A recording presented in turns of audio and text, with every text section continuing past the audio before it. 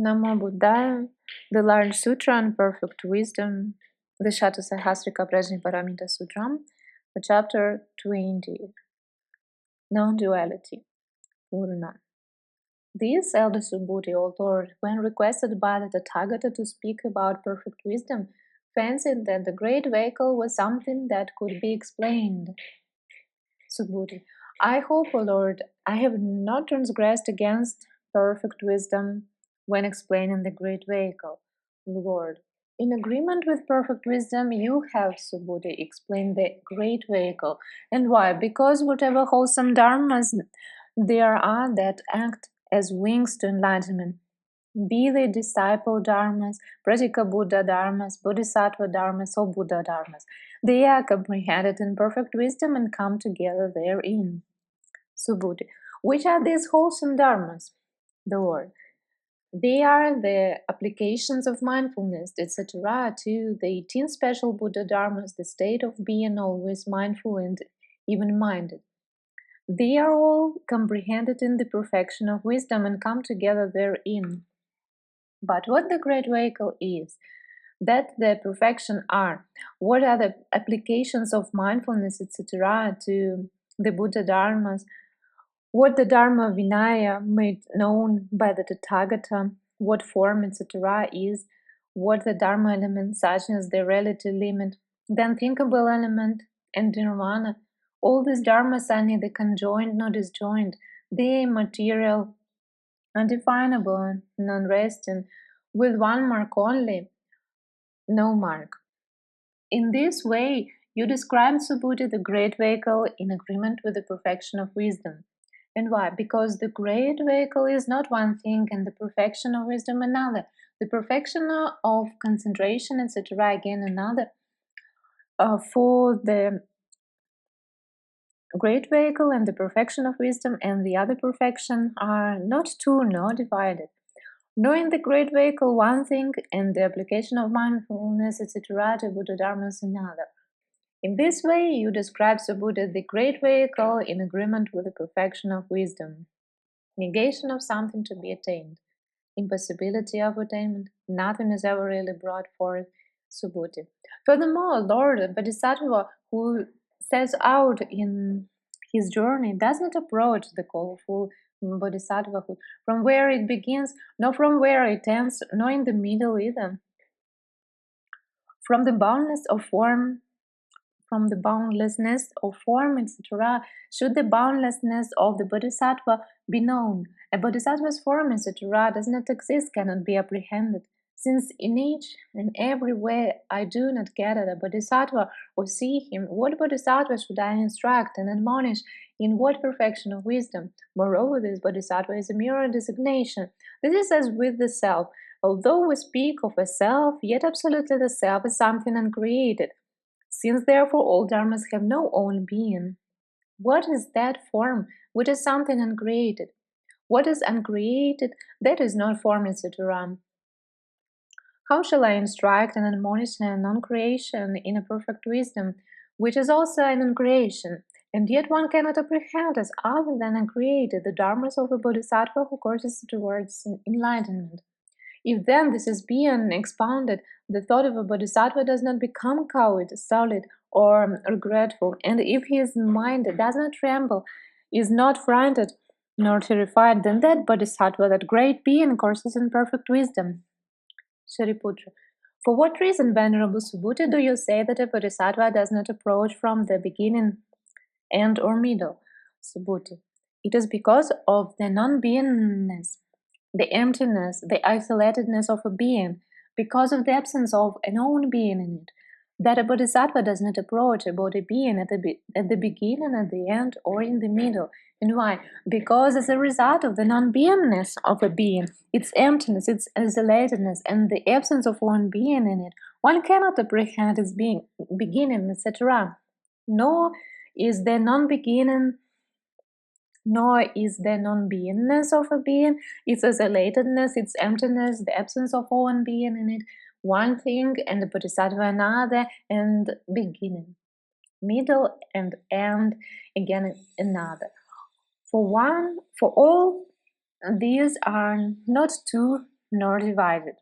It is because of the non-beingness of form, etc., its emptiness, its isolatedness, its lack of own being, that a bodhisattva doesn't approach a body being from it, either beginning, end, or middle. Because form, etc., cannot be apprehended in non-beingness, emptiness, isolatedness, or in lack of own being. Nor is non-beingness one thing, emptiness another, isolatedness another, lack of own being another, a bodhisattva another, form, etc., another, beginning, end, and middle another. But all these are not two nor divided, and that should be done for all dharmas. Negation of someone who attains. Shariputra. As again, Subhuti, you say, for what reason should the boundlessness of a bodhisattva be known from the boundlessness of form, etc.? Subhuti, form, etc. is the same as space, and why? Of space one cannot apprehend a beginning, end, or middle, but it is because of its endlessness and boundlessness that one speaks conventionally of space. Just so one cannot apprehend a beginning, end, or middle of form, etc. And why? On account of the emptiness of form, etc., on emptiness one cannot apprehend a beginning, end, or middle, and yet one nevertheless speaks conventionally of emptiness. And so, for all dharmas, it is by this method that the boundlessness of a bodhisattva should be known from the boundlessness of form, etc. Shariputra. For what reason do you say that a bodhisattva's form does not exist, cannot be apprehended? Subhuti, form, etc., is empty of form, etc. And why? Because in emptiness, form, etc., as well as the bodhisattva does not exist and cannot be found. And so for all dharmas, the disciple is empty of discipleship, the Pratyekabuddha of Pratyekabuddha-hood, the Tathagata of the Tathagata-hood. And why? For in emptiness, the Tathagata does not exist, nor does a bodhisattva. It is in this way that the bodhisattva's form, etc., does not exist, cannot be apprehended. Shariputra. For what reason do you say that since in each and every way I do not get at a bodhisattva or see him, what bodhisattva should I instruct and admonish in what perfect wisdom? Subhuti. In form cannot exist or be apprehended. In feeling, form cannot exist or be apprehended, nor can feeling and in form and feeling and perception and perception and form and feeling, form and feeling and perception and impulses and form and feeling and perception, consciousness and form and feeling and perception and impulses. And so forth for the other dharmas. In Bodhisattva, who is the Bodhisattva, cannot exist or be apprehended, nor can the Tathagata in Tathagata-hood. The perfection of wisdom in the perfection of wisdom, the perfection of wisdom in the instruction and admonition, or the instruction of and admonition in the perfection of wisdom. It is that because all dharmas do not exist and are baseless, that the Bodhisattva doesn't exist and cannot be apprehended. Negation of both object and subject of attainment. Shariputra. For what reason, Subhuti, do you say that the Bodhisattva is a mere designation, and why do you say that the word Bodhisattva has been added on as an adventurous designation? Subhuti. Because words do not come from anywhere in the 10 directions, nor do they go to anywhere, nor do they stand anywhere, and that holds good of the words applied to all dharmas and also those applied to the Bodhisattvas. For form, etc., and adventures designations, and what is the designation that is not actually form, etc., and why? For words are empty of the own being of words, and what is empty? What is not a word? It is for this reason that the word Bodhisattva is said to be a mere designation. Shariputra. For what reason, Subhuti, do you say that although we speak of a self, yet absolutely the self is something uncreated? Subhuti. Absolutely a self doesn't exist. How then could its real creation take place? And that is true also of the synonyms of self, like being, soul, etc., and also of form, etc., and of dharmas. Shariputra. For what reason has the Venerable Subhuti said that all dharmas have no own being? Subhuti. Because an own being acting in causal connection does not exist. Shariputra. Of what is there no own being acting in causal connection? Subhuti. On form, etc. By this method, all dharmas are without own being. Moreover, Shariputra, all dharmas are impermanent, but not because something has disappeared. Shariputra. Which are those all dharmas which are impermanent, but not because something has disappeared? Subhuti. Form, etc. is impermanent, but not because something has disappeared. And why? For what is impermanent, that is non-existence and extinction. Likewise, all dharmas are ill, not self, calm, empty, silence, wishless, but not because something has disappeared. They are wholesome, faultless, without outflows, undefiled, supramental, unpurified, unconditioned. And why? Because then condition is non-existence and extinction. By this method, all dharmas are without own being, but not by the disappearance of anything. Moreover, Shariputra, all dharmas are neither unmoved nor destroyed. Shariputra, for what reason? Subhuti, form, etc. is neither unmoved nor destroyed. And why?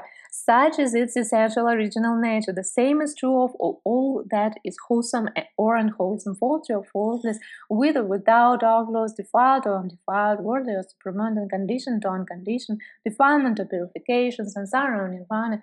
By this method, all dharmas have no own being. Shariputra. For what reason, Subhuti, have you said that form, etc. is not brought about? Subhuti. Form, etc. is not a really created thing. And why? Because there is no agent who could bring them about, nor can such an agent be apprehended. Shariputra. For what reason, Subhuti, is that which is created, not form, etc.? Subhuti.